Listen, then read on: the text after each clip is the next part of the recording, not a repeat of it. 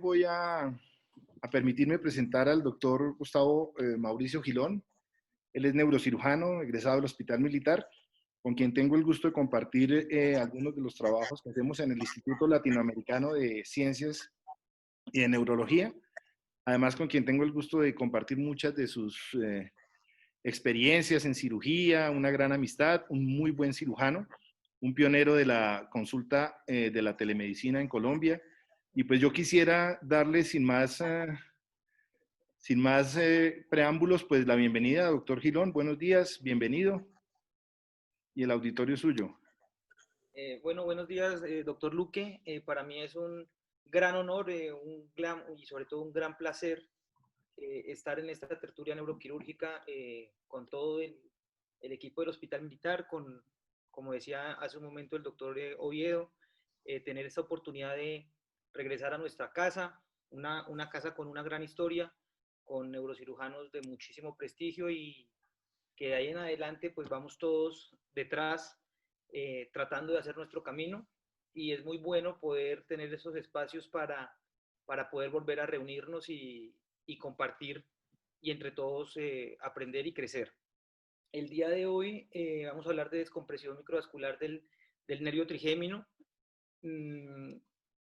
Con toda esta cascada de webinars que se han hecho a raíz de la situación sanitaria mundial, me di cuenta que siempre al inicio de las exposiciones, algunos expositores ponen a sus mentores y evidentemente también tengo mentores. El doctor Juan Carlos Luque para mí fue mi profesor, es mi profesor aún, todavía aprendo mucho de él. El doctor Luis Borba, con quien estuve en Brasil, también aportó grandes cosas en mi formación, pero el día de hoy quisiera resaltar eh, a mi colega quirúrgico, al doctor Luis Martínez, que es con el que practico mi actividad quirúrgica diaria. Es una gran persona, un gran cirujano y para mí es un honor decir que es un gran amigo mío. Y lo que voy a presentar el día de hoy es el resultado del trabajo conjunto que hemos desarrollado los dos. En esta foto estamos en Brasilia durante el Mundial del 2014 y la resalto porque casualmente es la capital de ese gran país donde cada uno por sus diferentes intereses académicos desarrolló y contribuyó a su formación. Entonces, como les repito, todas las imágenes, todas las cirugías que voy a mostrar el día de hoy las hemos hecho en conjunto. Eh, a mí me correspondió presentar nuestra pequeña experiencia, pero muy seguramente lo pudo haber hecho él incluso con un mayor nivel académico. Para iniciar hablando ya de la neuralgia del trigémino, quiero resaltar que ha sido una patología de gran importancia a través de los siglos y en las diferentes latitudes. A la izquierda tenemos esta figura que es una obra de arte que se llama El Grito, pintada por Munch, un pintor noruego que la hizo a finales del siglo XIX. Está expuesta, hay 4 copias, pero la principal está expuesta en la Galería Nacional de Noruega en Oslo. Y si bien después se comprobó que no fue pintada describiendo el dolor de alguien, sí tiene unas características muy especiales que durante muchas décadas se pensó que quería resaltar un dolor facial increíble, tanto por cómo está pintada la persona que está ahí, como por el escenario alrededor que implica ansiedad, que implica angustia, que es lo que se suele resaltar en pacientes con neuralgia del trigémino. Y a la derecha es una momia encontrada a finales del siglo pasado, del siglo XVIII, en el norte del Perú. Se supone que también que es de una persona inca del siglo XIII o XIV, que también muestra el sufrimiento que pudo haber tenido la persona secundario a un posible dolor facial. Si vemos, son personajes de la historia de continentes diferentes, pero que evidentemente describen una misma característica, un mismo sufrimiento, y es del que vamos a hablar el día de hoy. Antes de iniciar hablando de la neuralgia como tal, quisiera muy rápidamente hablar de la anatomía del trigémino. Este es un preparado hecho por el doctor Luis Borba durante su fellow en Arkansas. Hemos retirado él retiró el lóbulo temporal. Vemos el piso de la fosa media, los tres ramas que confluyen en el ganglio de Gasser, y de ahí adoptan una dirección, un sentido posterior, penetran el porum trigeminal y van hacia la fosa posterior donde ingresan a la protuberancia. En este comprimido podemos ver también el brazo motor, que es pequeño y que es muy importante, y bueno, analizando también la relación del cuarto nervio con el tentorio, el tercer nervio ipsilateral, acá tenemos la cerebral posterior, la arteria cerebelosa superior, que va a ser muy importante por su relación anatómica de vecindad con el sitio donde llega el trigémino a la protuberancia. En este otro comprimido, en este otro preparado, tenemos en una visión izquierda, se ha retirado el peñasco y podemos ver la exposición ideal y anatómica de todo el trayecto del trigémino. Tenemos acá B1, B2, B3, el ganglio de Gasser, aquí se ha retirado el peñasco y vemos cómo se dirige en sentido posterior por la fosa posterior hacia la protuberancia, configurando su porción cisternal, que vamos a ver más adelante es muy importante, sobre todo en su región intermedia.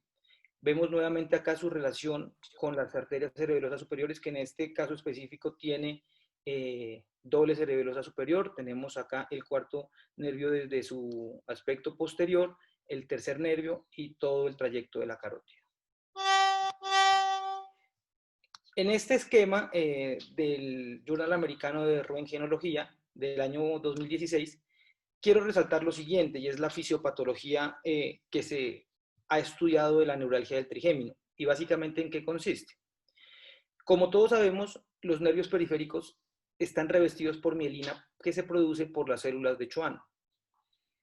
Y así sucede también en el nervio trigémino. En su porción cisternal, en algún punto de esta porción cisternal, que varía de cada persona a cada persona, hay una zona de transición que ha sido llamada así porque justo en ese sitio el revestimiento, la mielina que reviste el nervio, cambia su producción, ya deja de ser por las células de Schwann y empieza a ser una producción central por los oligodendrocitos.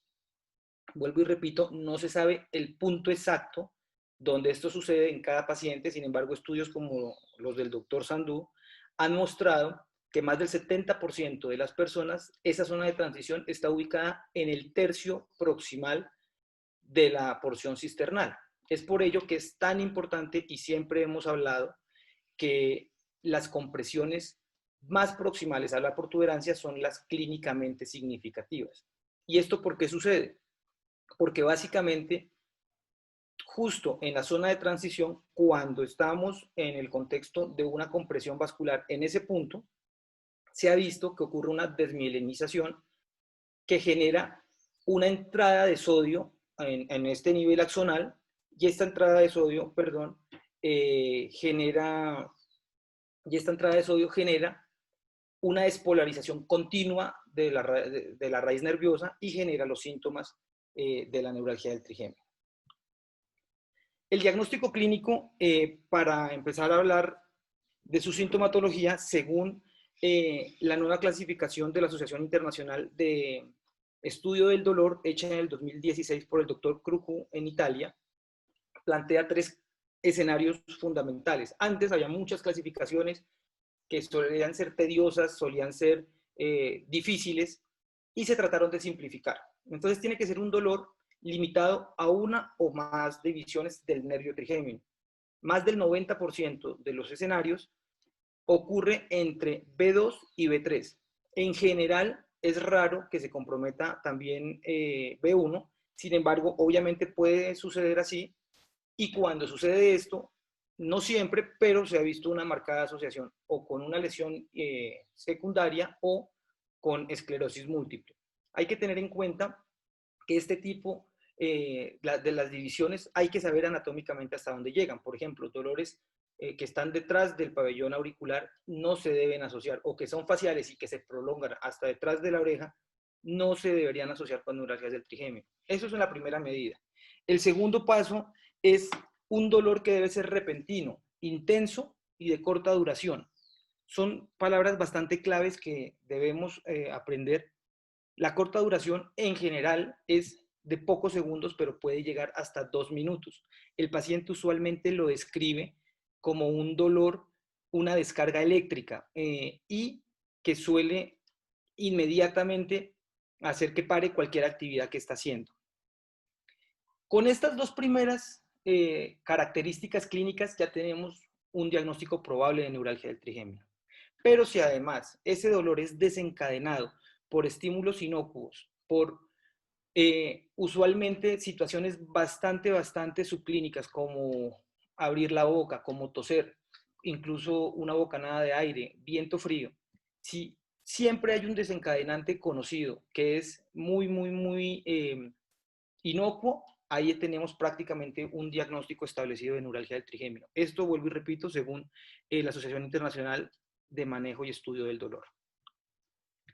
En esta imagen de un artículo que les recomiendo que salió justamente ayer en el New England, es un artículo de revisión, se resalta primero en la imagen A precisamente la importancia de definir cuáles son las zonas faciales que inerva cada raíz del trigémino y que se debe respetar este tipo de inervación para poder definir el diagnóstico de neuralgia. Vuelvo y repito, cuando el dolor compromete región retroauricular, región occipital de la cabeza en general, o no se debe asociar con neuralgia del trigémino. Y en el lado B, es también un estudio muy bonito que hicieron en la Universidad Sapienza de Roma, el doctor Cruco nuevamente, que del 2015 al 2019 tomaron 128 pacientes y se pusieron a buscar cuál era el sitio más común donde se encontraba el desencadenante del dolor. Y vieron que estaba de forma intraoral, sobre todo cuando la persona se cepilla o cuando la persona come o estornuda, o en regiones muy puntuales que usualmente eran centrales en la cara. Eso es una característica clínica bien importante. Una vez se ha establecido el diagnóstico clínico, hasta este momento, como ven, no hay ningún tipo de ayuda adicional, es solamente la valoración clínica, la valoración semiológica del paciente. Se ha visto, este estudio del doctor Cruco propuso una clasificación etiológica de la neuralgia del trigémino, primaria o secundaria. La primaria es cuando, y la subdividió, disculpen, en idiopática o clásica. Y esta subdivisión es eminentemente radiológica, bueno, en resonancia. Y tiene que ver con la presencia o la ausencia de una relación vascular con el trigémino. Cuando no hay definitivamente ningún estudio imagenológico, una relación vascular del nervio trigémino, en ese momento hablamos que es una neuralgia idiopática. Cuando encontramos la relación con la relación vascular con el nervio, hablamos de una neuralgia clásica. Y por el otro lado, tenemos las neuralgias secundarias que son debidas a otros procesos patológicos, usualmente lesiones ocupando espacio como meningiomas del peñasco, que generan compresión extrínseca del trigémino y generan la sintomatología. U otro tipo de patologías como las desmielinizantes, como el mieloma múltiple, como la esclerosis múltiple, que tienen características más específicas, como por ejemplo, lo más esencial en este caso, que pueden ser neuralgias bilaterales. Para resumir todo lo que hemos hablado, en esta imagen podemos ver cuál debe ser la aproximación diagnóstica y básicamente es lo siguiente. Cuando hay un paciente con un dolor orofacial, tenemos que ver si este dolor sigue el trayecto de alguna raíz del trigémino. Si sí la sigue y se asocia a que es paroxístico, hablamos de una neuralgia del trigémino posible. Y si a esto le sumamos que tiene un desencadenante con maniobras típicas y específicas, hacemos un diagnóstico establecido de forma clínica de neuralgia del trigémino. Hasta este punto no hemos hablado de ninguna imagen, vuelvo y repito. Cuando tenemos establecido el diagnóstico clínico de neuralgia del trigémino, ahí vamos a hacer nuestras imágenes porque, por supuesto, tenemos que descartar qué tipo de neuralgia es. Cuando no encontramos ninguna lesión para resaltar, hablamos de una neuralgia idiopática. Pero cuando encontramos una relación vascular de la neuralgia del trigémino, o sea, una relación del nervio con alguna estructura vascular, hablamos de una neuralgia clásica. Cuando no encontramos este tipo de asas vasculares, sino por el contrario una lesión como un tumor o características o placas desmielinizantes, hablamos pues de una neuralgia secundaria. Ejemplos imagenológicos. Esta es una resonancia en una proyección coronal, una imagen volumétrica en 3D en ventana para T2, en la cual encontramos una relación vascular. Aquí tenemos la cerebelosa superior con el trigémino en su porción cisternal. Sin embargo, fíjense, aunque haya ausencia de líquido cefalorraquídeo entre las dos estructuras, no se genera un cambio anatómico del trigémino. Luego, esta es una imagen idiopática. Esto no me explicaría desde este punto de vista el dolor y no se consideraría clásica, sino idiopática. Es muy importante que debe generar alguna distorsión anatómica, como en el caso de la siguiente lámina, en la cual vemos que la arteria genera una concavidad sobre el nervio. Esto es muy importante. Y si vemos también, hay una banda hiperintensa que es posiblemente está en relación con edema del nervio en este nivel. Otras imágenes para hablar del mismo tema. Aquí en esta imagen vemos una atrofia del nervio en su porción proximal en comparación con el nervio contralateral. O ya una marcada diferenciación en su recorrido, en su trayecto. Hay una desviación franca en este nivel justo por la estructura vascular alrededor. Cuando hemos establecido que tenemos una neuralgia del trigémino, que es primaria, que es de las que vamos a hablar evidentemente, es el pilar del tratamiento inicialmente debe ser el manejo médico. Se han usado muchos tipos de analgésicos a través del tiempo, específicamente todo el siglo pasado, y actualmente la evidencia lo que mejor soporta es el uso de la carbamazepina y de la oxcarbazepina. El problema con ellas es que suelen tener efectos adversos, efectos secundarios, que en algunas ocasiones, en algunos estudios han mostrado una falta de adherencia al tratamiento mayor al 35% en el primer año de uso, precisamente porque genera o alteraciones en la sensibilidad facial u otro tipo de efectos adversos. Es bien importante resaltar en la revisión que hice que la conducta primaria, que es el manejo con medicamentos, no debe ser prolongada necesariamente. Si el paciente es un paciente joven, tiene un ejemplo 35 o 40 años, y con solo el hecho que el paciente le pregunte, doctor, ¿yo cuánto tiempo me tengo que tomar el medicamento? Y usted le dice, no, pues muy seguramente bastante tiempo porque son medicamentos analgésicos, no es para curarlo. Entonces, no, doctor, yo no me veo tomando 30 o 40 años analgesia. ¿Qué otras herramientas hay? Según la revisión que hice, ese puede ser un caso para ofrecer cirugía también, sin necesidad de fracaso o sin que se generen efectos adversos. Otro factor importante es que la edad no es un factor excluyente, porque hoy en día tenemos pacientes de 80, 85, 90 años en muy buenas condiciones generales, que suelen estar en actividades laborales muy importantes y que dicen, no, doctor, yo necesito dirigir mi empresa, y este dolor no me lo permite. ¿Qué me ofrece? A esos pacientes, si están en un buen estado general, se les puede ofrecer cirugía. La clave aquí no es la edad en sí misma, sino las comorbilidades que el paciente tenga. Cuando hablamos de neuralgia primaria, bien sea clásica o idiopática, entramos a ver, bueno, ¿y qué tipo de procedimientos podemos ofrecerle al paciente? Dentro de la revisión que hice el año pasado salieron las guías europeas para neuralgia del trigémino, en noviembre específicamente, y ellos, en una exhaustiva revisión de la literatura, encontraron muchos estudios realizados en los últimos 20 años y les permitió concluir que la neuralgia clásica, es decir, la que tiene cambios en la resonancia, la descompresión microvascular ofrece ventajas estadísticamente significativas respecto a otro tipo de maniobras quirúrgicas como procesos ablativos o como radiocirugía o como radiofrecuencia. En esta tabla muy rápidamente les explico, les resumo lo que yo logré comprender. La descompresión microvascular primero tiene más estudios, tiene más cantidad de pacientes, en general tiene más seguimiento, tenemos estudios con hasta 10 años de seguimiento. ¿Y cuáles son las conclusiones básicas?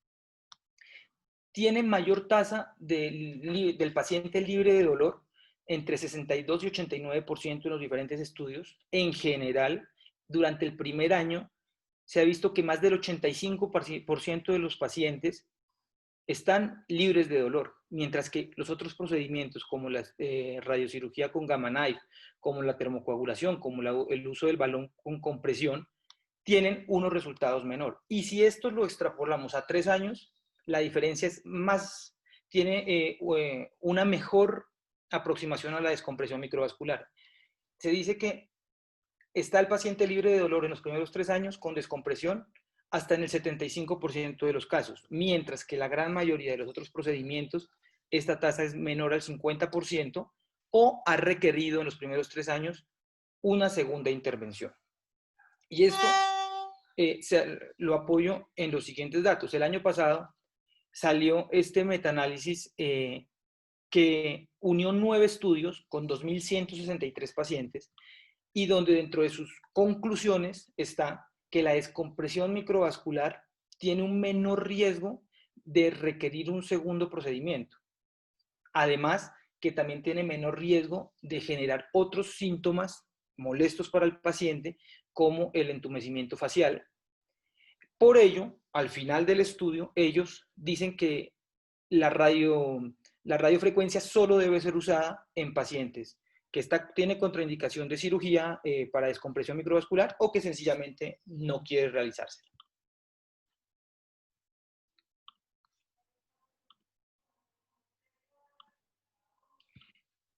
En conclusión, para todo este tema del manejo, las guías europeas para neuralgia del trigémino hacen estas recomendaciones. Dicen que hay una notoria ventaja de la descompresión microvascular sobre la radiocirugía con gamma knife cuando la neuralgia es clásica e incluso cuando es idiopática también. Y porque genera un mayor tiempo libre de dolor en el paciente y tiene una mejor tasa de resultados positivos respecto a los demás estudios, a los demás procedimientos.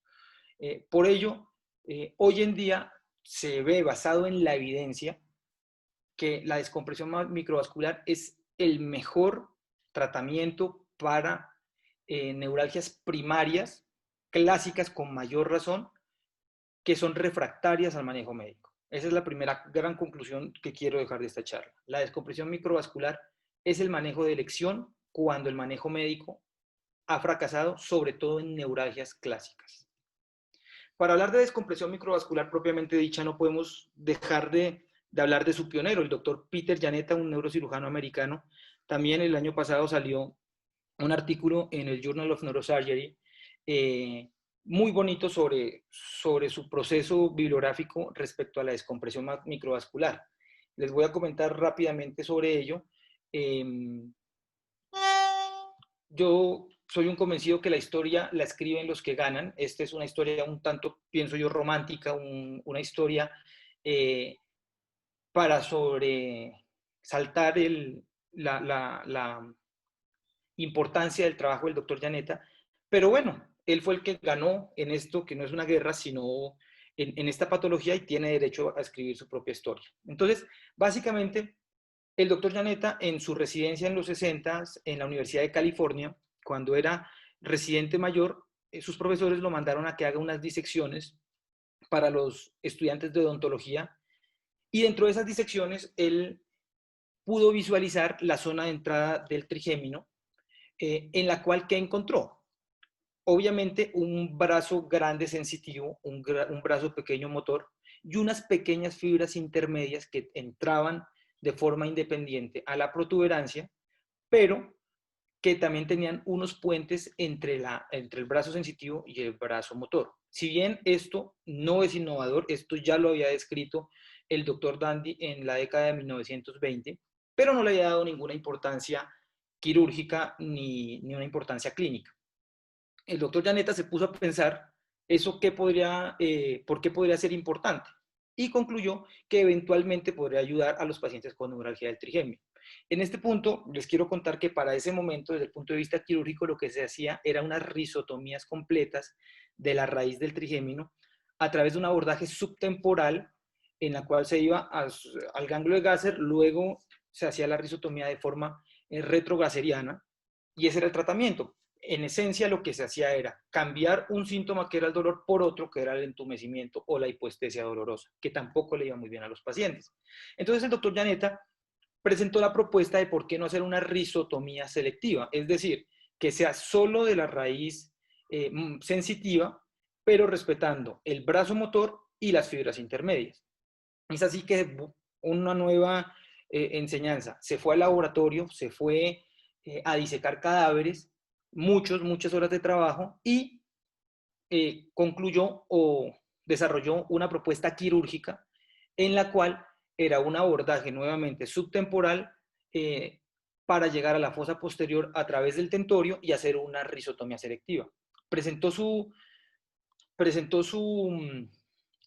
propuesta ante sus profesores en la Universidad de California, no se lo aceptaron y es así como tenía un colega, el doctor Rand, también que trabajaba en una práctica clínica privada en Los Ángeles y como no lo aceptaron en la Universidad de California, se fue y operaron un paciente de la práctica clínica del doctor Rand para hacerle ese abordaje. Una de las pequeñas, hasta aquí no hemos hablado de ninguna innovación del doctor Llaneta, simplemente observación y trabajo. En ese momento, el doctor desarrollaron la cirugía y justo cuando estaban por hacer la risotomía, el doctor Llaneta vio que había una arteria justo debajo del nervio, aquí no se ve muy claro, bueno, pues una fotografía del 67, que se veía por detrás del nervio que lo comprimía. Nuevamente, esto no fue ninguna innovación, ya el doctor Cushing en 1930 incluso había presentado una serie de casos que tenían estas características. El doctor Cushing hacía abordajes retromastoideos para hacer risotomías del trigémino, no para hacer ningún tipo de descompresión, eran risotomías, pero él describió que en más del 25% de los casos tenían relación con la arteria cerebelosa superior y en el 10% aproximadamente con la vena petrosa. Pero no le dio un carácter dinámico a la compresión. El doctor Llaneta sí vio que la pulsación de esa arteria, cada vez que pulsaba, movía o desplazaba el nervio. Entonces, ahí sí fue la primera gran innovación desde el punto de vista conceptual que él tuvo, y es que las descargas paroxísticas o incluso la misma relación con la sintomatología típica del espasmo hemifacial se debían precisamente a la pulsación del vaso.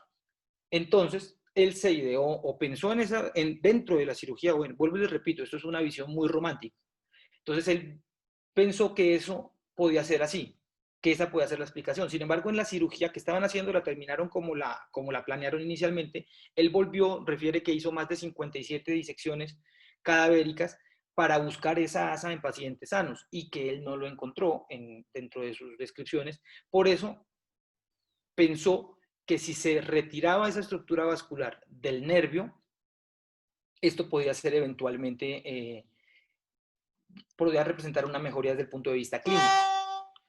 Por eso presentó ya nuevamente en su universidad, en la Universidad de California, una propuesta para hacer unas descompresiones microvasculares. Después de muchos estudios, efectivamente, al final lo aceptaron e hicieron la programación para la primera descompresión microvascular a través de un abordaje retromastoideo, pero como dato anecdótico la primera descompresión fue un espasmo hemifacial, en el cual encontraron una estructura venosa que lo tenía comprimido. El doctor no lo despegó, no lo descomprimió, sino que quemó la vena, la cortó, la separó y gracias a Dios el paciente mejoró. Y él mismo dice que gracias que fue gracias a esto que pudo desarrollar su técnica de descompresión microvascular, porque si no hubiera mejorado ese primer paciente, él dice, ¿quién sabe en qué estaría el tratamiento de la neuralgia del trigémino hoy en día?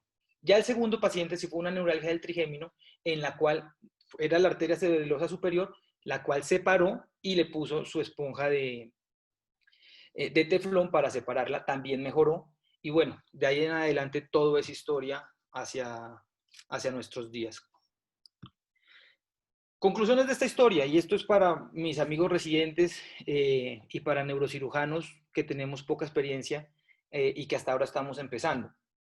Él fue residente cuando empezó a desarrollar sus primeros trabajos. Fue un neurocirujano junior, un neurocirujano con poca experiencia. Y se basó todo su éxito en estudiar, en observar, en analizar, en practicar. Obviamente también debió tener una dosis de suerte, estar en el lugar y en el momento indicado. Pero para nosotros las enseñanzas es que no siempre tenemos que tener afán. No todo es déjeme operar, porque, y lo digo por mí también, cuando uno era residente era, no, es que el profe no me deja hacer, es que yo quiero hacer, es que solo me deja que entre a ver el posicionamiento y me salga, no puedo, nunca me dejan ponerme en el microscopio. Y esto resalta la importancia que tiene unos pasos atrás. Lo primero que uno tiene que hacer es estudiar. Lo segundo que se debe hacer es practicar. Si bien no somos un país desarrollado, no tenemos grandes laboratorios de cadáveres, tenemos forma de hacerlo. Cuando nos sintamos con confianza en el cadáver o en nuestra práctica de laboratorio, también es muy importante observar nuestro entorno y también lo que hacen nuestros profesores. En discusiones que tengo con amigos residentes, no, pero es que entro y este profesor no me deja hacer nada. Y le digo, mire, muchas veces uno cuando sale del país va meses completos al laboratorio y lo único que hace de cirugía es ver. Y eso es lo que hacen. Bueno, y en países como Brasil, que son latinos y tienen esa misma sangre que nosotros, a uno lo dejan entrar a cirugía también. Pero en otras latitudes, usted va y paga y vive mal para poder ver.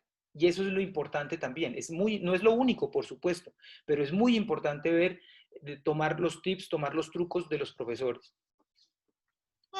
Bueno, el doctor Janeta, ya después de muchos años y de mucho estudio, mucho paciente, vio, estas son unas imágenes del Barrow del 2014, en la que hay muchos tipos de compresiones vasculares y no siempre son fáciles de ver, y eso es bien importante también.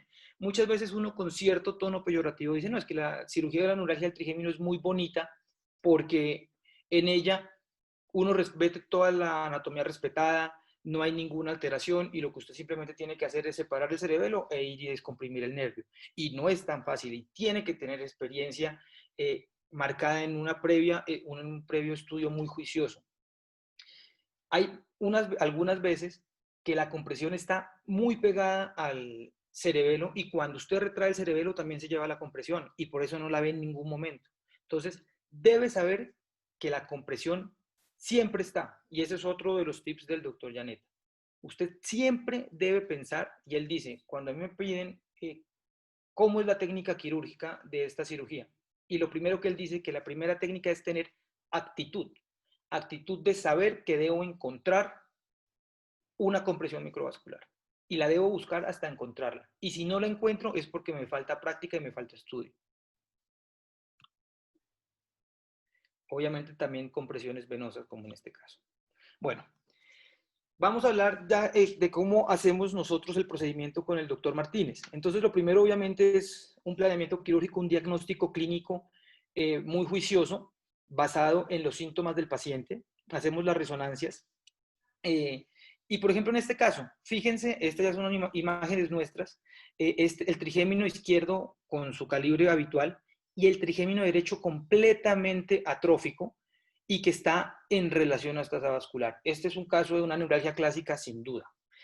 Voy a ir describiendo la técnica que nosotros seguimos, no voy a seguir con un caso específico, sino que en cada paso del paso a paso quirúrgico elegí las imágenes más representativas que tenemos nosotros respecto a ese punto en especial. Entonces, en el posicionamiento, puede sonar redundante, pero quiero remarcar algo. es fundamental el Mayfield. Y algunos de los profesores que están aquí podrán decir, pues eso es obvio. Y resulta que en nuestra práctica del día a día nos damos cuenta que no es tan obvio. Entonces quiero resaltarlo. El Mayfield es fundamental. Los 10 o los 15 minutos que usted pierde, entre comillas, pues poniéndolo, los va a ganar en cirugía, los va a ganar con estabilidad del cráneo, los va a ganar con que usted no va a estar intranquilo si la posición del paciente le cambió o no le cambió. Entonces, es fundamental siempre usarlo. Nosotros, con el doctor Martínez, inicialmente lo hacíamos en decúbito lateral, así lo aprendimos en nuestras prácticas. El doctor Borba siempre lo hacía así, él no hacía muchas descompresiones microvasculares, pero yo sí siempre le veía el posicionamiento así para tumores cuando entraba retromastoideo o bueno, los diferentes abordajes que hacía a la mastoides y al peñasco. Pero después de eso también hemos empezado a hacerlo en decúbito supino con una rotación cefálica. ¿Qué es lo importante? No importa que sea lateral o que sea en decúbito supino. La clave aquí es que el eje anteroposterior del cráneo esté en paralelo con el piso. Eso es lo importante. Usted tiene que lograr eso en su paciente, que esté en paralelo, y por eso marqué en estas líneas que independientemente de la posición tiene que estar en paralelo. Y lo segundo que tiene que generar también, este es el primer caso en lateral y este es el segundo caso en decúbito supino, es que debe generarle una ligera extensión a la cabeza con base al cuello, de tal forma que la yugular no quede comprimida del otro lado. La incisión nosotros la hacemos unos 2 traveses de dedo detrás del pabellón auricular externo. Hacemos obviamente las marcaciones de vida basada en la implantación posterior del arco cigomático, en la protuberancia occipital externa para dibujar el posible trayecto del seno transverso, el tit mastoideo también para ver por dónde va el seno sigmoides y dónde hipotéticamente va a ir nuestra craniectomía. Hacemos nosotros craniectomía, no hacemos craniotomía, hacemos un drilado basado en el asterion. Una vez identificamos el asterion, de ahí hacemos nuestra craniectomía en sentido inferior y en sentido posterior. Esta imagen, como ven, ya tenemos el cierre dural, pero desafortunadamente no tenía una imagen antes de hacer la apertura dural, pero me sirve para mostrar lo siguiente. Tenemos el asterion y del asterion vamos en sentido inferior y esta es una imagen de un paciente con neuralgia derecha. Entonces, tenemos anterior hacia el lado de acá e inferior hacia el lado de acá, posterior acá. Se ve el cursor, ¿verdad? Sí. Ok. Sí, entonces, se ve. Ok, gracias. Entonces, básicamente, ¿qué es lo que necesitamos? Fundamental es, o al menos desde nuestra experiencia, visualizar o distinguir por lo menos los senos. Que el seno transverso y el seno sigmoides lo podamos ver. Eso es muy importante porque nos va a marcar que estamos bien justo en el ángulo al que queremos llegar. Si se fijan, esta no es una craniectomía pequeña. Nosotros no tenemos todavía, no sé si esté bien dicho, la soberbia quirúrgica o la experiencia para decir, no, hacemos una craniectomía como una monedita de 100 pesos o de 500 pesos. En un principio las hacíamos grandes, en un principio nos perdíamos, no encontrábamos los senos, nos demorábamos, pero así lo hacíamos. Pero teníamos la tolerancia hasta que llegáramos y la paciencia hasta que llegáramos a visualizar los dos senos. Así se insinúen como en este caso. Una vez pasa esto, hacemos la apertura dural y lo que necesitamos desde el punto de vista quirúrgico es muy importante poder llegar a este ángulo. Este ángulo es el tentorio superior y el aspecto posterior del peñasco acá. ¿Por qué? Porque esto también va a tener una representación en las superficies cerebelosas. Acá está la superficie petrosa del cerebelo y acá está la superficie temporal y nosotros queremos llegar por este ángulo de transición hacia el trigémino. Vuelvo y les repito, nuestros primeros casos, como el que les voy a mostrar aquí, entrábamos por la superficie petrosa del cerebelo porque teníamos quizá miedo o poca experiencia y no subíamos tanto. También se puede por acá, también lo pudimos hacer. Pero ¿qué tenemos que tener en cuenta? Que en este punto la retracción debe ser gentil, debe ser pensando que no puede ser continua, que no puede ser larga, porque en algunas ocasiones este esta distracción del cerebelo puede generar problemas auditivos por la distensión del complejo 7 y 8. Cuando entramos es muy importante drenar toda la cisterna pontocerebelosa, incluso en algunos casos si la craniectomía nos quedó grande podemos tratar hasta de drenar la cisterna magna, porque esto va a permitir que el cerebelo caiga. Es fundamental que el cerebelo caiga. Fíjense, estas imágenes que tomamos, que son de nuestros pacientes, se puede ver hasta el fondo, incluso acá es un paciente ya operado, que se puede ver hasta el teflón, sin ningún tipo de ayuda, sin ningún tipo ni de espátula, ni de bipolar, ni nada. Así debe quedar el cerebelo. Cuando entramos ya en el momento microquirúrgico, es muy importante lo siguiente. Cuando identifiquemos el nervio, fíjense en este video, que antes de retraer el cerebelo, vemos el quinto nervio ahí, pero en este punto no vemos ningún tipo de compresión y vemos todo el nervio, entonces podemos decir, uy, no encontramos nada, pero como siempre dicen los profesores y los que saben, siempre tiene que ir hasta el punto de entrada a la protuberancia, porque la gran mayoría de veces tiene la compresión ahí o la compresión significativa, porque en este caso no tenemos ninguna compresión, entonces tenemos que seguir viendo, pero el problema sucede cuando tenemos un vaso arterial acá, una persona sin experiencia, como podemos ser nosotros, podemos decir, ah, esa es la compresión. Y resulta que eso no era la compresión sintomática. Entonces siempre tenemos que ir a la zona de entrada del nervio. Y entonces en este video vamos a ver que una vez hacemos la retracción del cerebelo, al hacer esto encontramos precisamente la entrada, acá tenemos el brazo motor y efectivamente ahí ya podemos ver la compresión. Entonces es fundamental siempre llegar hasta la zona de entrada para evitar evitar cometer errores. Como dato simplemente de esta visión, aquí tenemos el cuarto nervio en relación al tentorio.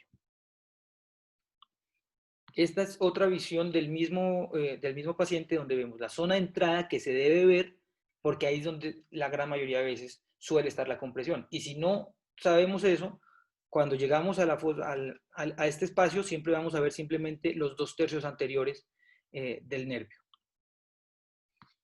Cuando hacemos esto, pues muy seguramente, vuelvo y le repito, no son videos del mismo paciente, entonces pues, o sea, ya en este punto tenemos que buscar la compresión como tal. Y aquí nosotros encontramos este muy bonito donde rememora el concepto del doctor Llaneta de la compresión dinámica. Miren que esta arteria, con su pulso y con el pulso del líquido cefalorraquídeo, es que se genera la compresión sobre el trigémino.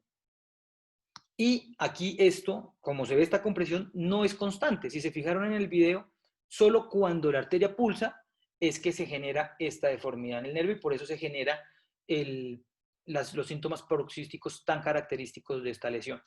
Entonces, una vez encontramos la compresión vascular, pues el siguiente paso es retirarla. Según dónde esté localizada, en relación al nervio es lo que tenemos que hacer. Cuando la compresión es lateral, es medial o es inferior, lo que tenemos que hacer es tratar de separar su tejido aracnoideo del nervio para rechazarlo y poder poner el teflón o el dacrón, que es lo que nosotros usamos. En casos como el que les voy a mostrar en este momento, la arteria cabalga el nervio. Entonces, en este caso es muy difícil poder separarlos. Entonces, lo que hacemos es generar un puente o un espacio entre el nervio y la arteria usando disectores romos.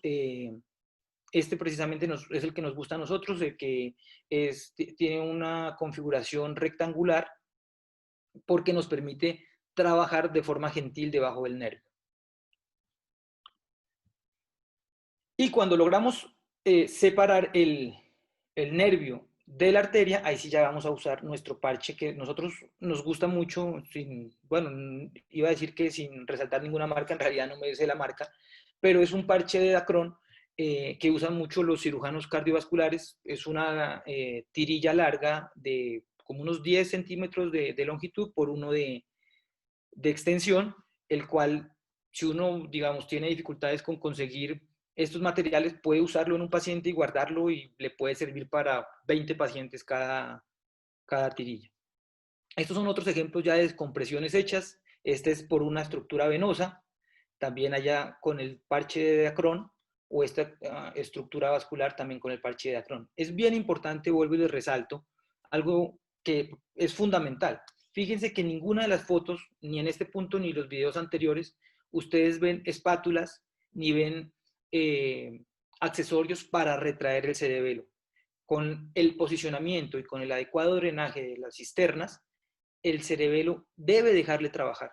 Usted no debe pelear con el cerebelo y debe simplemente usar los elementos para disecar. En algunas ocasiones, cuando pues la disección no es tan noble, ni siquiera usamos la succión, sino usamos directamente dos disectores, pero esto sí puede ser molesto, sobre todo cuando el líquido cefalorraquídeo, cuando las cisternas pulsan, porque se llena desde el líquido cefalorraquídeo, no se llena ni de sangre, ni que el cerebelo lo pelee contra su cirugía.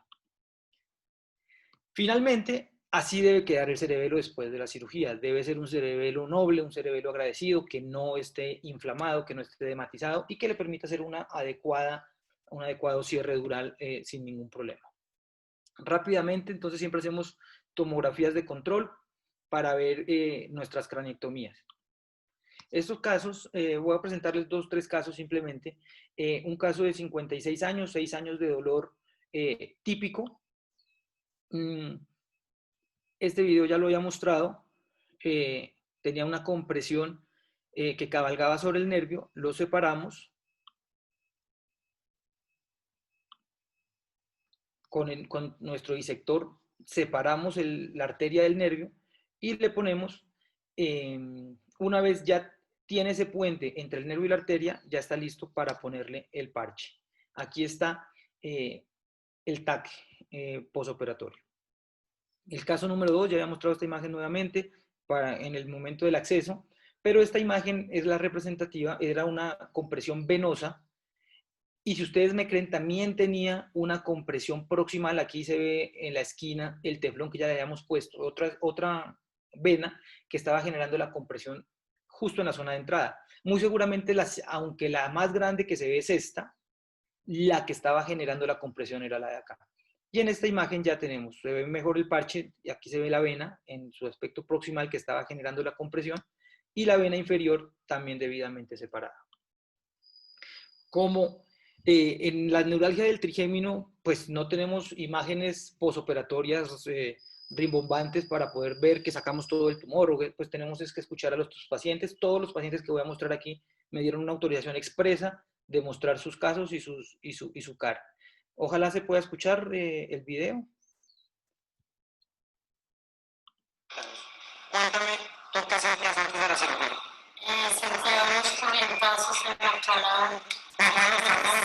Esta parte, 3 días. Correcto, 3 días.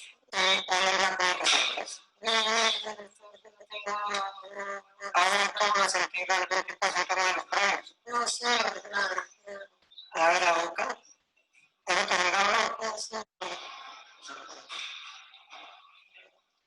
Si se fijan, estaba todavía en la clínica. No sé si se pudo escuchar lo que decía o no. No, todavía no se oye muy bien. No se oyó. Bueno, finalmente lo que quería, la señora, pues, ojalá me crean, decía que no tenía dolor y todavía estaba en la clínica. El dolor es inmediato. La mejoría es inmediata. Este caso quiero mostrarlo porque es un caso bastante particular. Es un señor de 38 años, 7 años de dolor intenso, de características absolutamente típicas. No encontramos ninguna compresión en la resonancia, pero por las características clínicas dijimos, no, lo vamos a operar. O sea, era una neuralgia idiopática, pero aún así decidimos llevarlo a cirugía. ¿Y qué pasó? Y decirle a Lolita que si nos... ¿Perdón? ¿Perdón? No, qué pena. Bueno, continúo. Entonces, no encontramos una compresión franca. Sencillamente, por más que la buscamos, no encontramos compresión. Y bueno, y aquí había una vena, aquí había una arteria, y lo que hicimos, bueno, pongámosle el parche porque estamos aquí, y bueno, salimos con ese sinsabor, con esa angustia, pero debe haber algo que todavía no conocemos de la estructura de la neuralgia, porque bueno, no se escuchan los videos, creo. pero el paciente mejoró. ¿Hace cuánto? Hace pues ya me gusta. Ahora pues sentir el dolor que sentía en la cara, pues Bueno, como no se oyen, de todos modos estaba diciendo que no tenía dolor. Pues es la única prueba de que la cirugía mejora o no, es que el paciente diga, bueno, desafortunadamente no se está oyendo. Este cuarto caso lo quería traer a colación, básicamente para llamar la atención que uno no debe perder la disciplina mientras hace todo el paso a paso. Y este fue un error mío. Fíjense que no le di la rotación necesaria a la paciente. Y cuando el doctor Martínez me decía, a eso le falta rotación, y yo le digo, eso por ahí entramos. Y siempre hay que mantener la disciplina del paso a paso. Efectivamente lo pudimos hacer, pero quiero mostrarles algo. Fíjense que como no le dimos la rotación que se necesitaba, el cerebelo, su superficie petrosa, quedó un poco horizontalizada, no quedó completamente perpendicular y entonces uno tiene que pelear un poco. ¿Se puede hacer? Se puede y lo hicimos y lo descomprimimos, pero no es lo ideal. Y fíjense que en la imagen postoperatoria también encontramos que no pudimos hacerle la craniectomía hasta donde nos habría gustado. Y todo esto empieza en el posicionamiento. Afortunadamente la paciente también le logramos descomprimir y también mejoró el dolor. Me habría encantado que escuchen este audio porque ella ahí manifiesta que hace 13 años tenía el dolor. era al lado derecho, ¿sí? Tengo que tomar medicamentos. Bueno, ahí está diciendo que no tiene que tomar ya medicamentos. Bueno, y ya con este caso termino. Simplemente no es motivo de la charla, pero también hemos hecho algunos casos de espasmo hemifacial. Este caso es una señora de 10 años con espasmo hemifacial que cada vez que habla empeora. En este momento ya estábamos a punto de ingresar al quirófano para llevar la cirugía. La llevamos a un abordaje retromastoideo. Aquí encontramos la compresión que estaba justo entre el complejo 7 y 8, estaba justo en la mitad de los dos nervios, bastante, pues, o al menos en nuestras manos, bastante difícil la disección, pero con la paciencia del caso se logró hacer la descompresión, ahí se logró poner el teflón y el resultado es este.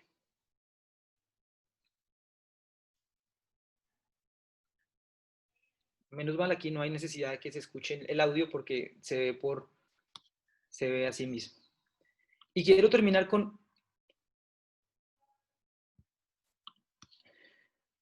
esta frase del doctor Llaneta. Siempre hay un vaso, siempre está ahí el vaso.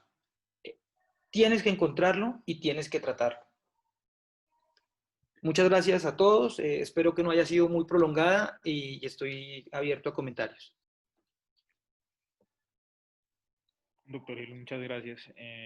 El doctor Duque pues pide excusas, le tocó salir un momento para salas de cirugía, pues tiene programado un procedimiento. Yo creo que no demora en comunicarse nuevamente por este medio con nosotros. No sé si alguien tenga algún comentario, los que están en la sala, de pronto el doctor Oviedo o el doctor Germán Arango, que también se encuentra acá conectado. Doctor Cerrato, no sé si tengo ¿Sí? ya audio. Ya, profe. Y quería darle las gracias, excusarme, pues, por como les dice Johan, pues estoy en este momento en salas de cirugía. Darle las gracias al doctor Gilón por su excelente conferencia y si fuera posible, pues abusando de su comprensión, si el doctor Juan Carlos Oviedo o el doctor Germán Arango, que es un gran amigo y un experto en fosa posterior, nos quisiera ofrecer algún comentario, pues se lo agradecería muchísimo. Sí, con gusto. Buenos días nuevamente. Hola, Germán. Adelante. Estamos ¿Sí me escuchan? Sí, señor. Bueno, primero felicitaciones, excelente conferencia. Me encantó lo de la historia. Y la parte técnica quisiera hacer unos pequeños aportes. A veces, como dices tú, uno va y ve a alguien alrededor.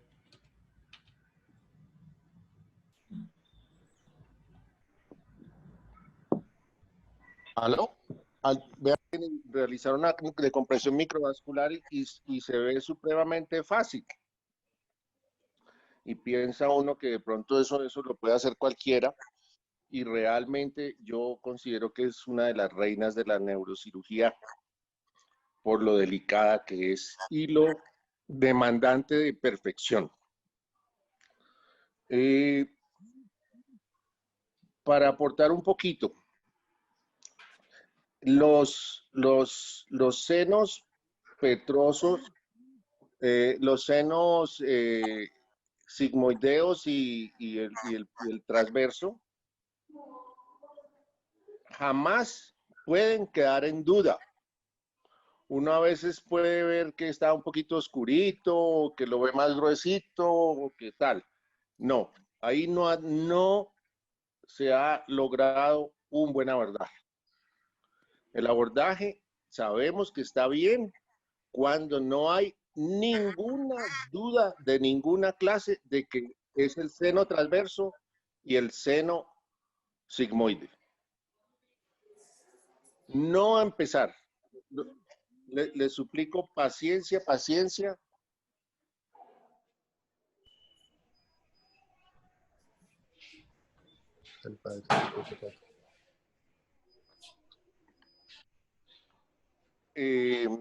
Le suplico paciencia de nunca incidir dura madre sin tener los senos claros. Y claros es claros. ¿Aló?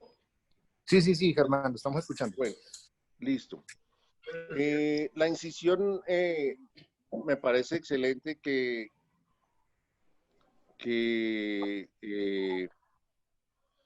sea sin ninguna consideración pequeña, grande, todo va de acuerdo a la experiencia.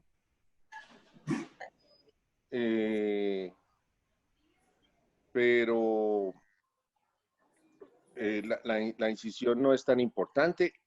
Los puntos de retracción sí son muy importantes para identificar la esquinita que tanto habló el doctor con mucha claridad.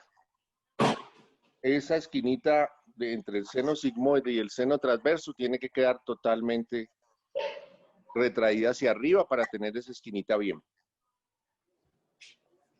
El siguiente punto, una vez se abra la duramadre, es irse siempre con una retracción de cerebelo hacia abajo.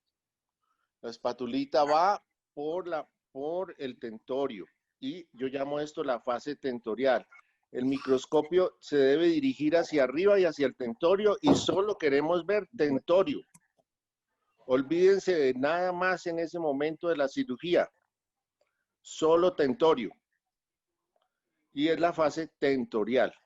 ¿Cuál es el objetivo de la fase tentorial? Sacar líquido cefalorraquídeo suavemente, poner la succión sobre el tentorio, no sobre el cerebelo. Y allí vamos avanzando poquito a poco y mucha paciencia. Eso es clave. Y eso va a facilitar el resto de la cirugía. Ya la cirugía se vuelve completamente como la describió el doctor, ya con otras consideraciones. Pero si no se tiene la consideración del líquido cefalorraquídeo y la fase tentorial, va a ser un desastre la cirugía. Después de que tenemos una excelente decompresión de líquido cefalorraquídeo, yo siempre considero que el siguiente punto no es buscar el trigémino, sino liberar aracnoides alrededor de la vena petrosa, tanto arriba como abajo de la vena petrosa. Entonces, tampoco escatimar en abrir aracnoides por el delante y por detrás de la vena petrosa.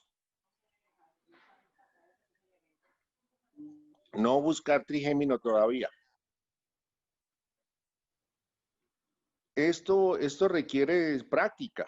Esto requiere práctica y sobre todo requiere instrumental adecuado. unas tijeritas que corten, unas tijeritas que ojalá tengan una pequeña curva, no curvas, sino una mínima curva como para que vea uno la puntica y esté tranquilo de que no se va a estar llevando ninguna venita. Luego no tengo mayor otra cosa que aportar a esta excelente conferencia, excepto que cuando llegamos a la parte tentorial, al fondo, cuando ya estamos buscando el trigémino, tengamos una cuidadosa consideración, y es que el aracnoides nunca se puede abrir por encima del cuarto par. Paciente que se le abra la aracnoides por encima del cuarto par es un cuarto par que va a estar en peligro toda la cirugía.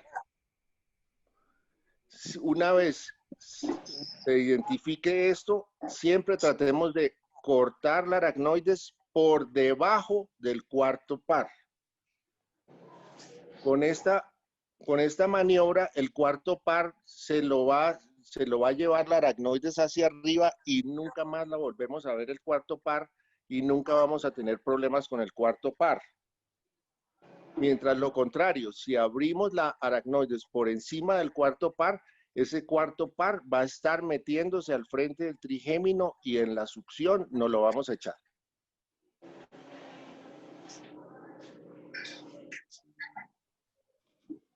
¿Aló? ¿Puedo intervenir, Juan Carlos? Sí, claro que sí, doctor Cerrato. Bienvenido. Qué pena, es que yo estoy en salas de cirugía y estoy compartiendo bueno. con Sí, el ¿sí me doctor están Arango. escuchando? Muchas gracias. Sí, señor. Doctor Arango, muchas gracias. Bueno, primero que todo, Juan Carlos, como siempre, felicitarlo por cómo ha venido desarrollando estos webinars que han sido realmente muy beneficiosos para todo el mundo, para la gente joven y también para nosotros los que ya llevamos alguna experiencia en el manejo de este tipo de patologías. Esta patología que es de lo más agradecido y realmente no hay un paciente que se sienta mejor con el manejo que se le ha dado con estas nuevas tecnologías, porque pues como ustedes saben, muchos de ellos se han suicidado por efecto de la sintomatología tan terrible de este dolor. Nosotros tuvimos la oportunidad de traer al doctor Llaneta por allá en el año 90 y desde entonces pues realmente nos convencimos que tenemos que hacer esta cirugía, aprenderla a hacer y hacerla muy bien. Pero antes que eso es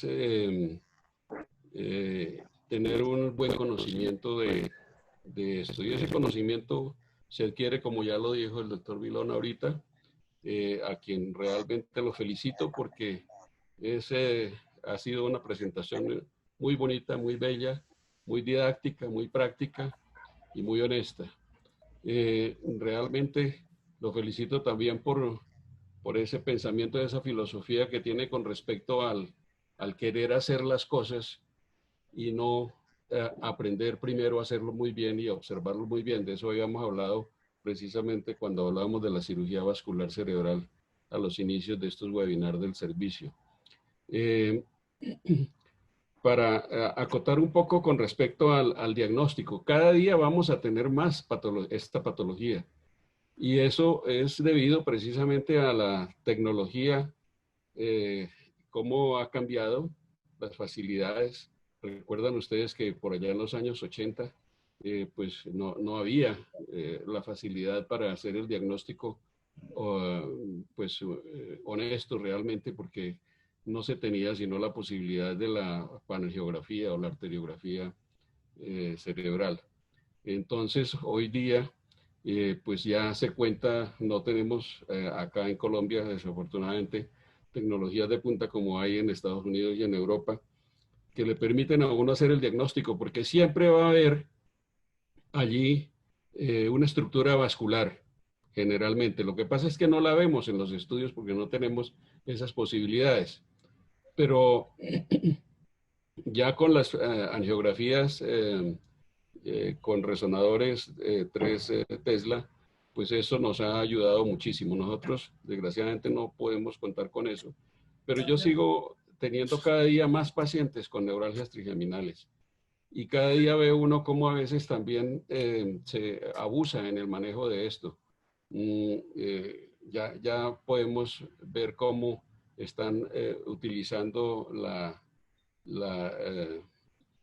el gamma knife para el manejo de las neuralgias trigeminales, lo cual pues es muy discutible. No voy a entrar en consideración especial con respecto a eso. Quizás de pronto en esas personas muy ancianas y con comorbilidades gigantescas y que nadie los ha querido operar y que uno quisiera tampoco jamás encontrárselos, pues serían casos como muy especiales, pero realmente mientras se pueda hay que intentar hacer la cirugía. Algunas consideraciones con respecto a la anatomía y los tips para la cirugía, que ya Germán habló perfectamente, pues que es una persona muy experta en esto y de las personas que tienen los mejores resultados. Para obtener precisamente los mejores resultados se necesita hacer primero bien el diagnóstico, porque es que no siempre es una neuralgia trigeminal típica lo que están operando.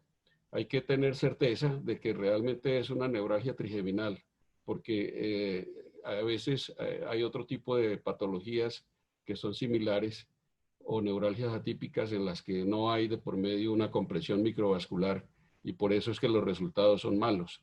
Son buenos cuando los elegimos muy bien y son buenos cuando el neurocirujano tiene la tecnología y el entrenamiento adecuado para esto. Hay que ver mucho, como decía el doctor Pilón ahorita, no apresurarse.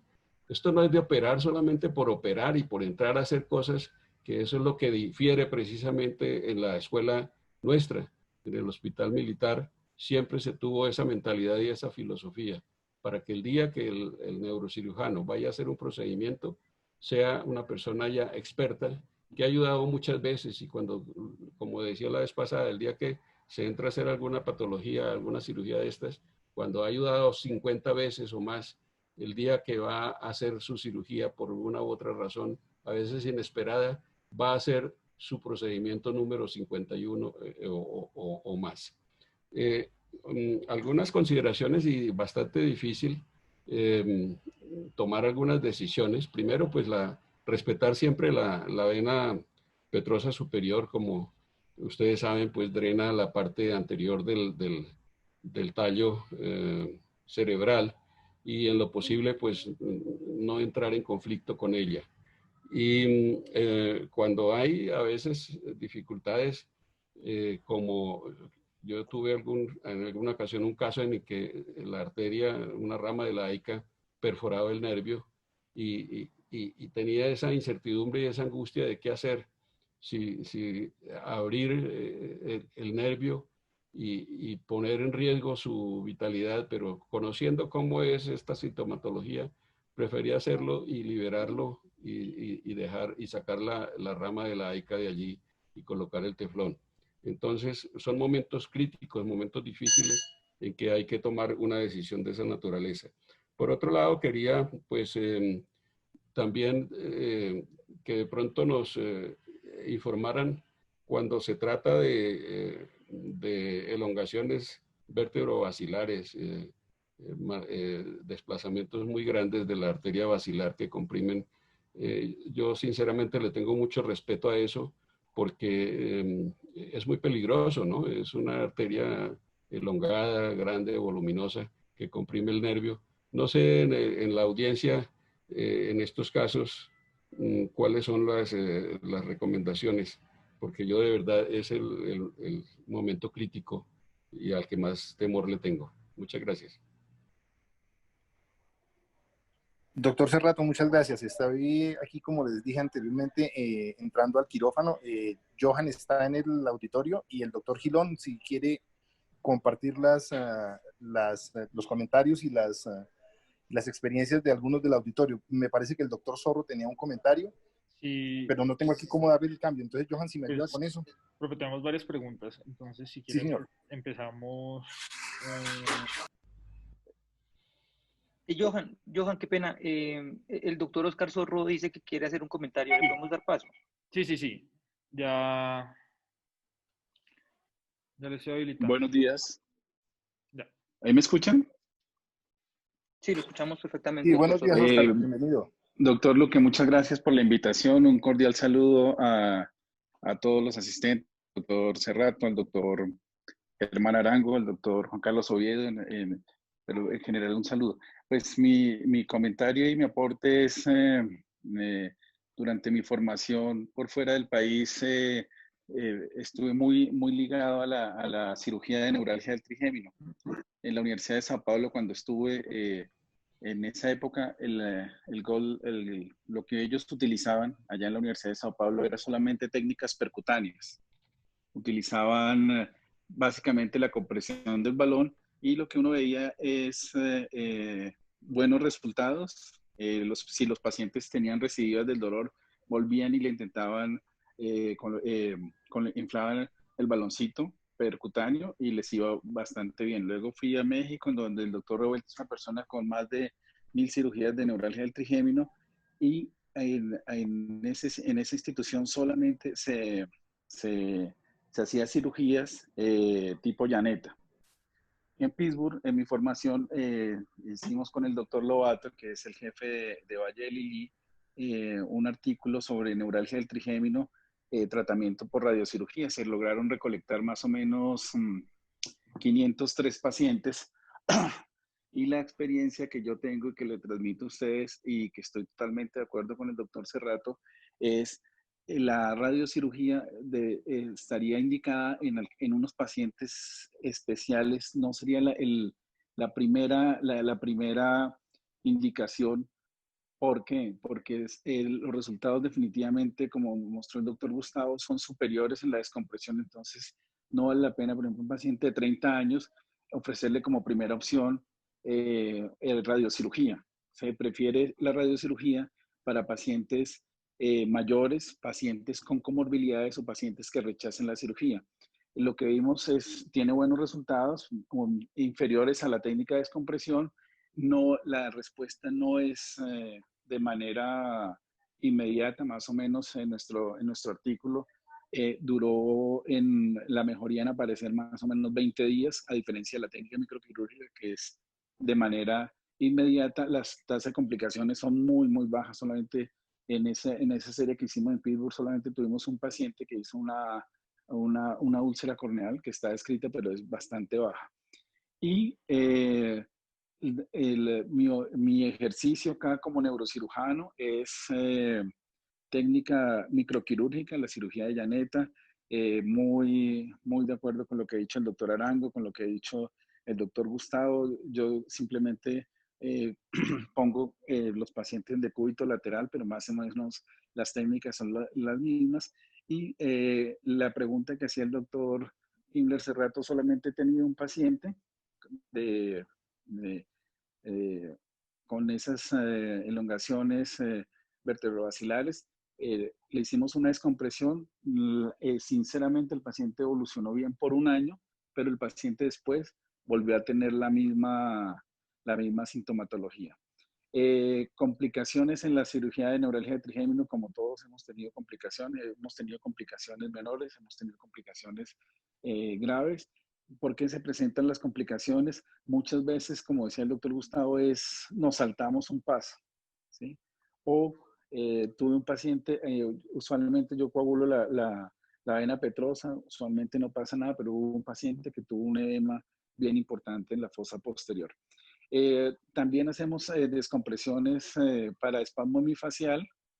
En mi experiencia ha sido mucho más agradecida la cirugía de la neuralgia del trigémino que la descompresión del nervio facial. Estos pacientes tienden a recidivar, tienden a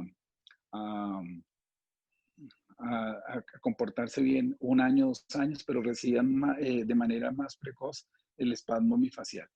Y por último, cuando el paciente le hacemos la cirugía y recidiva, hay dos opciones, o volverlo a intervenir, o también hay que tener en cuenta los métodos percutáneos, que son una ayuda bastante favorable para estos pacientes.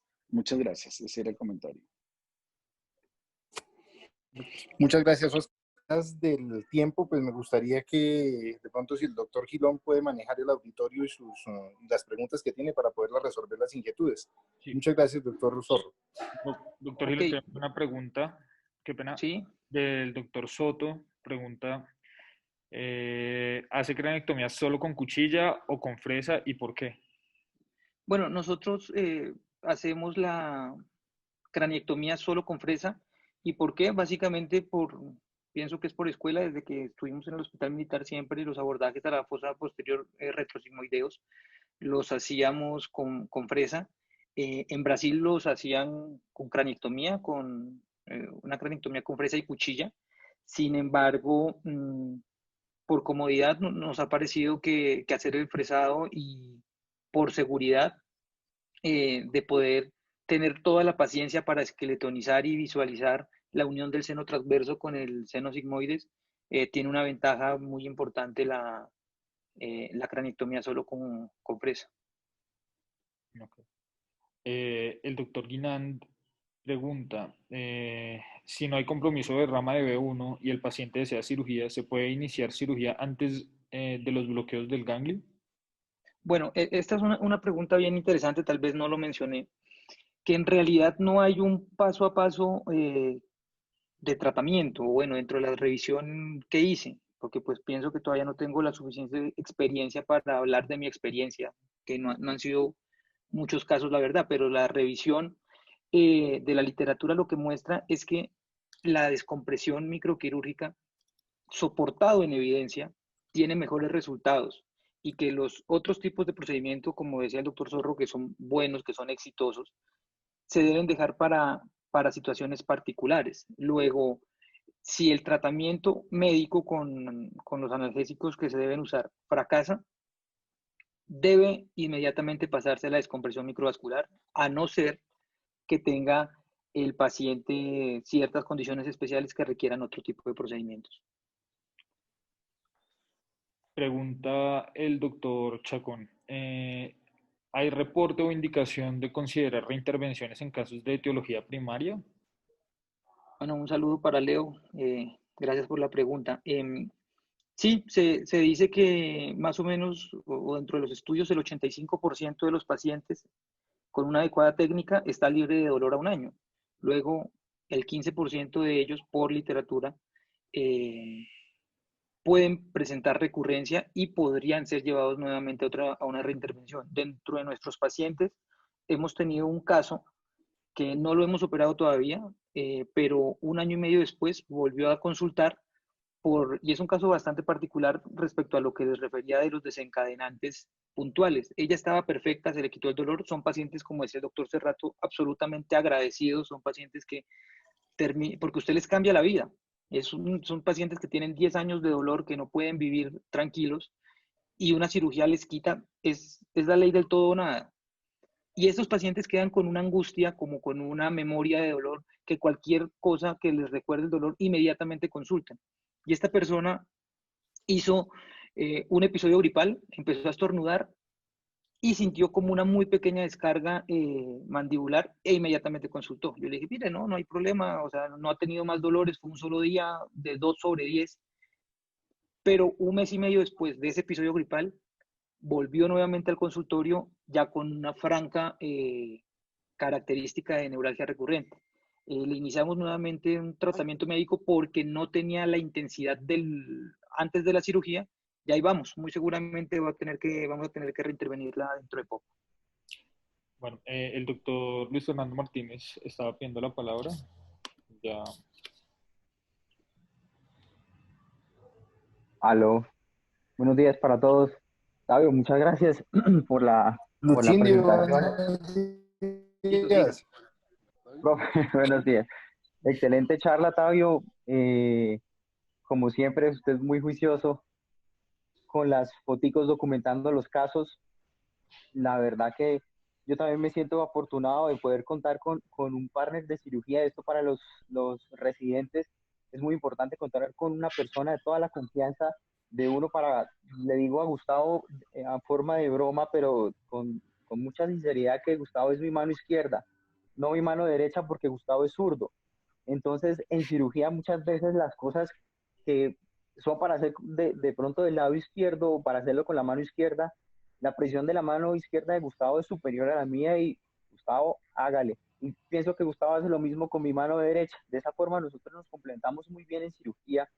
Y como datos puntuales técnicos, en la neuralgia del trigémino, hablando de la lateralidad, nos hemos dado cuenta que de pronto cuando descomprimimos del lado derecho, me queda más fácil a mí hacer la descompresión, porque el ángulo de ataque que se hace para llegar, el hombro nos incomoda mucho en ese momento, o la mano dominante se apoya sobre el hombro y tenemos que en el posicionamiento retraer bastante ese hombro para que no nos dé más dificultad. Y bueno, cuando son del lado izquierdo, a Gustavo le queda más fácil esa parte de la disección por esto, por el hombro. Es algo que quería recalcar. Nosotros de pronto no empezamos a hacer la retracción en la superficie temporal del cerebelo, sino hacemos el abordaje más hacia la superficie petrosa. Nosotros identificamos primero, pues sí, la unión tentorio-petroso, pero sobre todo viendo la dura madre que está tapizando el hueso petroso, nos vamos y caminamos sobre ella. Y el caminar sobre ella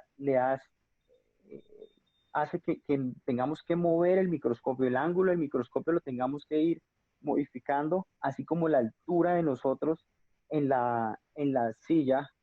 Algunas veces, la mayoría de las veces operamos sentados, algunas veces tenemos que hacerlo de pie, pero tenemos que ir modificando la altura de la silla para poder ir teniendo el ángulo de visión adecuada. Y cuando tenemos esas dificultades en el posicionamiento que hemos ido de pronto aprendiendo con el pasar de los casos, nos damos cuenta que al rotar la mesa, al girar, jugar con la mesa, con el movimiento del microscopio, podemos de pronto corregir aquellas fallas que pudimos haber tenido en el posicionamiento. Pero nuevamente recalcar que el posicionamiento hace parte de la microcirugía y si le dedicamos un tiempo al posicionamiento juicioso, la parte de la microcirugía va a ser más sencilla. Otro tipcito que Gustavo me ha enseñado, cuando tenemos que buscar los senos, haciendo la cranotomía, hasta que no veamos celdillas mastoideas, no vamos a estar cerca de los senos. Entonces siempre empezamos a drilar, encontramos celdillas mastoideas y ahí ya de pronto, si tenemos la posibilidad de ir con una fresita diamantada, podemos ir con una fresa diamantada para esqueletonizar los senos, como le gusta al doctor Gilón, que lo hace de una forma muy delicada y juiciosa, además que le apasiona la cirugía base de cráneo y lo hace muy bien. Tener los senos identificados le permite a uno que cuando retraiga la dura madre, el ángulo de ataque sea perpendicular y no tengamos que utilizar espátulas sobre el cerebelo. Básicamente, pues como esas cosas quería hacer respecto al caso del doctor Cerrato. Recuerdo con Gustavo que operamos un paciente, lo recuerdo con mucho cariño, un profesor de la Nacional, paciente con una neuralgia del trigémino. Él no podía hablar, no podía dar clases, estaba supremamente incapacitado, y en la resonancia nosotros nos dimos cuenta que tenía un aneurisma de cerebral media de un tamaño bien importante. El paciente no le importaba el aneurisma, no quería saber nada del aneurisma, pero para nosotros era muy importante el aneurisma porque tenía digamos que unas características morfológicas que nos hacían pensar que podía tener riesgo de ruptura. Optamos por operarle primero el aneurisma y a los 5 días le operamos el trigémino, y lo que encontramos fue una dolicotasia de la arteria vascular que tenía pues la compresión no solamente del séptimo, sino también alcanzaba a tocar el quinto, perdón, sino también alcanzaba a tocar el séptimo y el octavo. En el caso, Octavio, que usted pone, no sé si lo tiene ahí, en ese caso vi también que le pusimos teflona al 7. Hay muchos pacientes que nosotros cuando vamos a operar, ellos se quejan sobre todo de la neuralgia y es lo que más los aqueja, pero no se dan cuenta de un ticito que tienen de pronto en el ojo. Y nosotros nos damos cuenta, este paciente de pronto puede tener también un compromiso del séptimo. Y en cirugía nosotros, no sé si hagamos bien o hagamos mal, pero si vemos la compresión sobre el séptimo, también vamos y le ponemos un teflón y lo descomprimimos y dejamos como los dos nervios tratados. No sé, Octavio, si tiene ahí la positiva, pero me pareció ver. Creo que no puedo compartir la pantalla, o sí. Sí, Ok. doctor, tiene habilitado para compartir la pantalla. Ok, dame un segundo.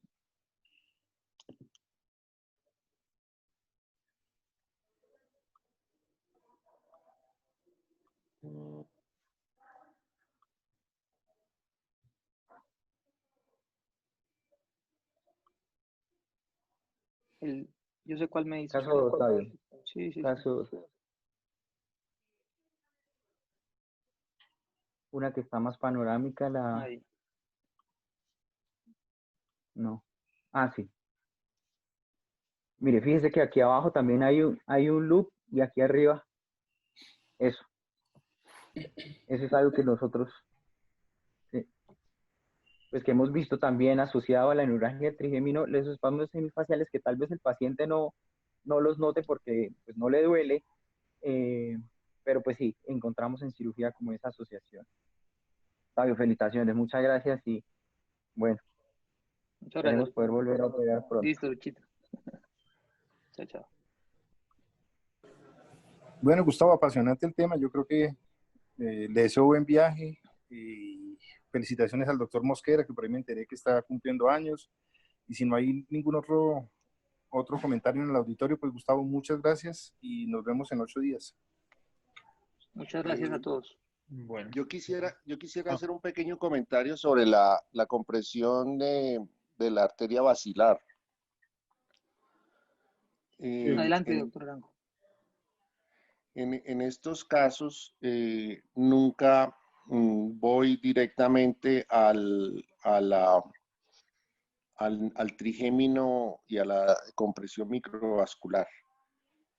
Primero hago un abordaje entre el complejo 7-8 y el quinto par y me voy a buscar la arteria basilar desde una porción más proximal y empiezo a colocar stoppers cuadraditos de teflón para ir desplazando mínimamente esa basilar desde abajo, de manera que cuando llegue al complejo del trigémino ya tengamos una posición de la basilar menos forzada contra el nervio.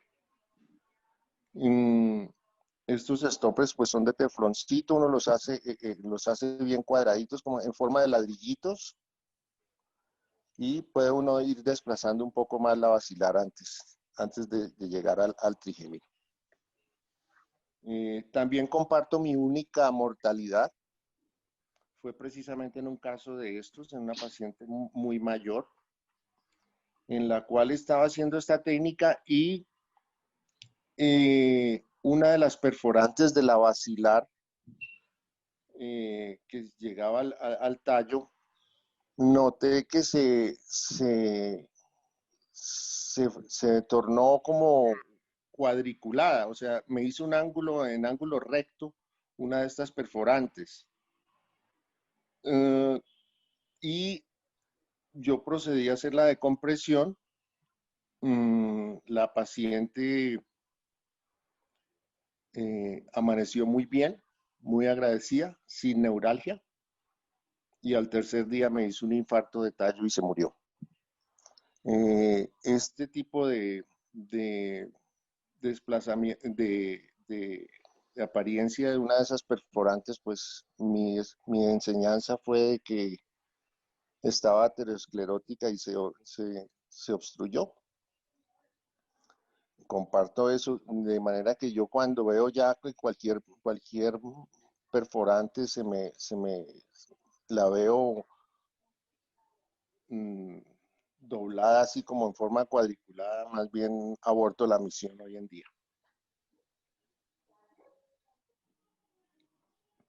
Eso es todo. bueno, muchas gracias. No sé si alguien tiene algún comentario adicional. Bueno. al parecer no. Entonces, doctor Girón, muchísimas gracias, su charla muy interesante. Nuevamente igual les recordamos a los participantes en este momento que dentro de 8 días pues tenemos una tertulia más. Vamos a contar con una charla del doctor Marx sobre hidrofismos pues en pediatría. Entonces muchas gracias. El doctor Rojas, muchas gracias por el saludo. Un gran abrazo, profe. A Edguitar también, muchas gracias por el saludo, un abrazo, que todo esté bien en México, Edguitar. Doctor Sánchez, muchas gracias. Okay. Muchísimas gracias a todos. Nos vemos entonces dentro de 8 días.